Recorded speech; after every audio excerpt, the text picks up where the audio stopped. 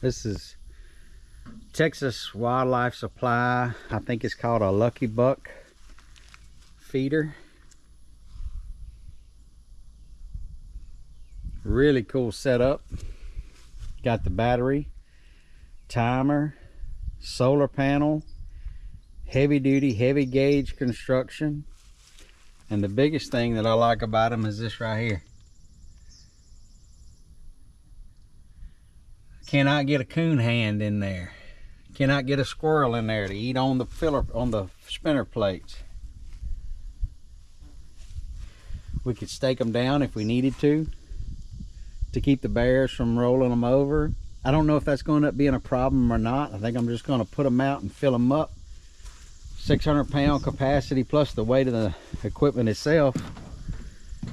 You know, if they turn this over, well, we'll put some stakes in the ground.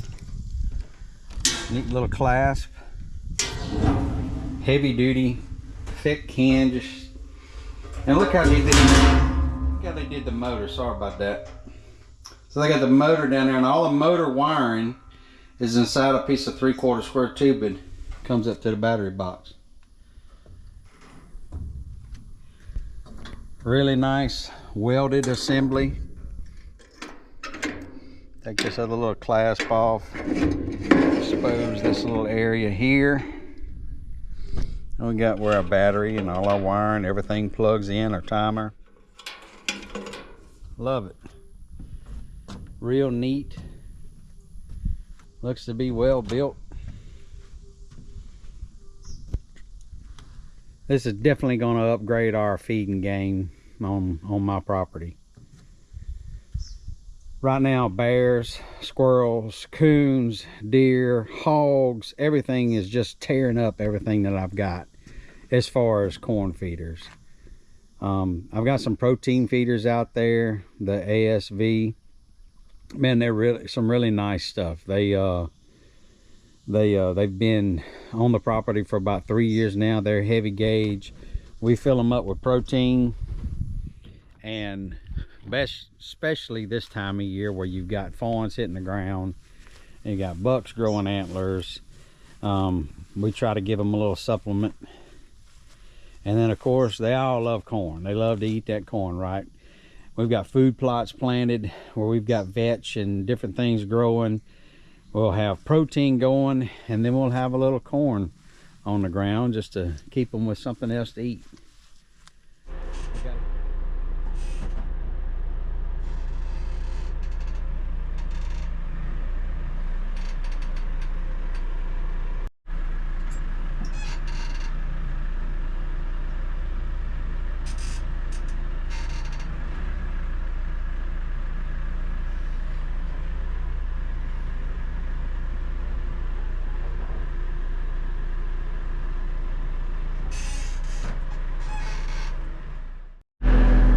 That is why this feeder is a problem. The squirrels and coons can reach up into that cage, and they constantly are dumping corn out on the ground, which is not leaving none for the deer to get here when they can show up.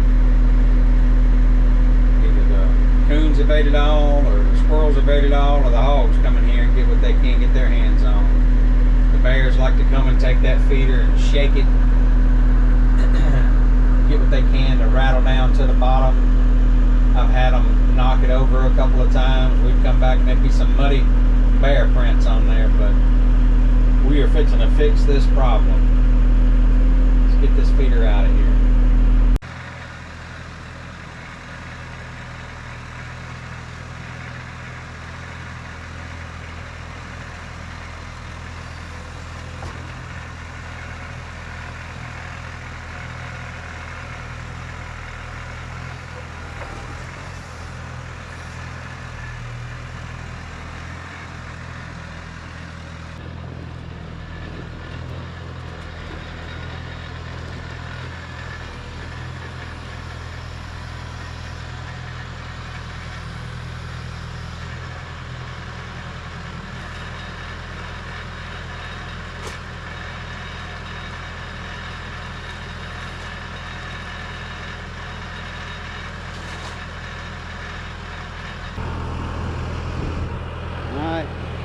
10 sacks of corn and a feeder.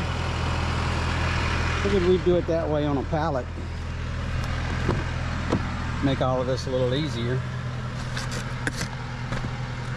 Feeders come with motors, I mean timers, batteries. Neat little setup. 7 amp hour, 12 volt,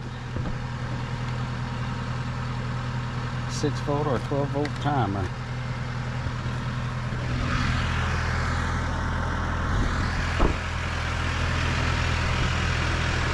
And all of that goes right up there. Now let's go head to the woods. I guess we're gonna have plenty of food in the yard. I've got a straw feeder right there in those pines. We'll watch the deer from the back porch or from the kitchen, and then swinging around, we got that feeder that we just placed, that we took out of the woods off the home body. That's one that I had built, welded together a few years ago. It's done good. It's just terrible when it comes to coons and squirrels. So, man, we're really hoping that this takes care of that problem.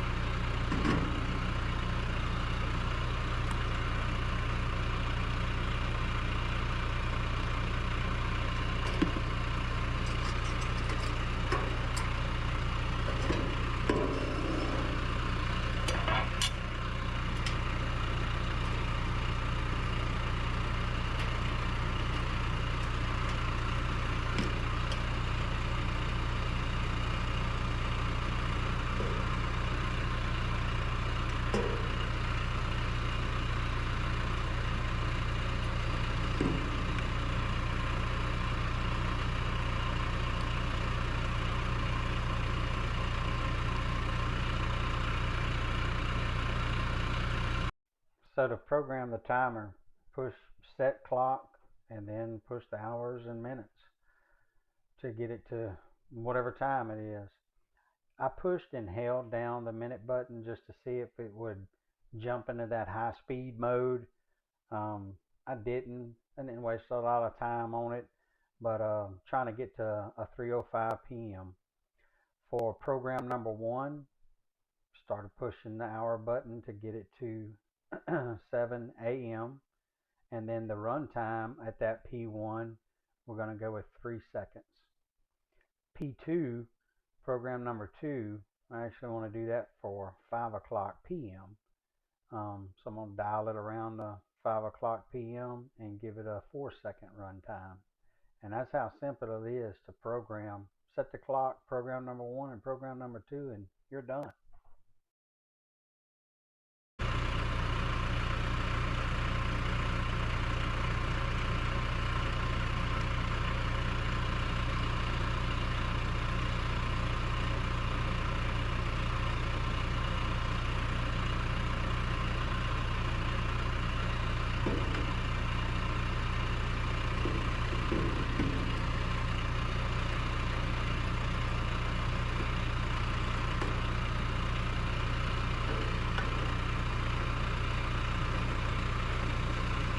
Probably get a zip tie, tighten that up. Everything plugs in pretty nice.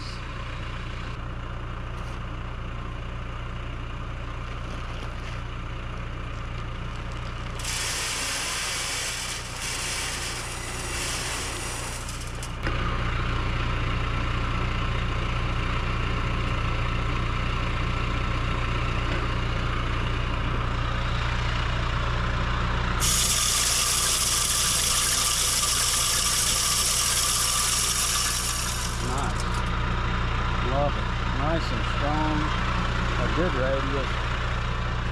So this plot right on the edge, which is good. Let them old bucks feed a little bit in the shade before they wander out and get out there any further into the field. Nice deal. Let's fill this thing the rest of it. So that was 10 bags.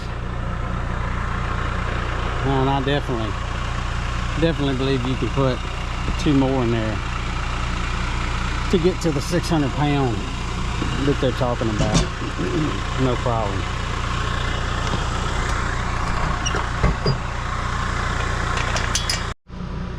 So guys, there's my new Texas Wildlife Supply Lucky Buck feeder, 600 pound.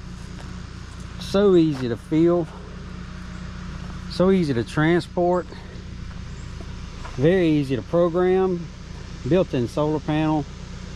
As you see, I'm right on the edge here. If I have to, I'll knock back some of them gums, get me a little more sunlight. I'm pretty strategic about where I've got my camera, because that's about where you get the best sunlight to charge the camera battery. Happy with the distance and the throwing radius. Like I say, I like it to end up in some of this little brush right here, to where they'll kind of do a little Easter egg hunt, hunt and peck and find, look for any corn that's on the perimeter. I've got some videos of bucks coming up to this feeder, and they stand in the woods back here and watch for 10 or 15 minutes while the does and yearlings are feeding, and then finally get enough courage to come on out. But man, I couldn't be happier with this little feeder setup.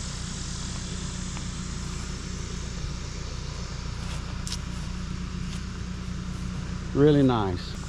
That gives them some corn. We've got some food plot planted. You see some southern joint vetch growing. All in this pot. The mung beans and the soybeans, it's just, they've done clipped through here and ate most of that. The only thing that kind of keeps coming back is the vetch. Nice quiet little spot to hunt, and a nice permanent setup now on the feeder.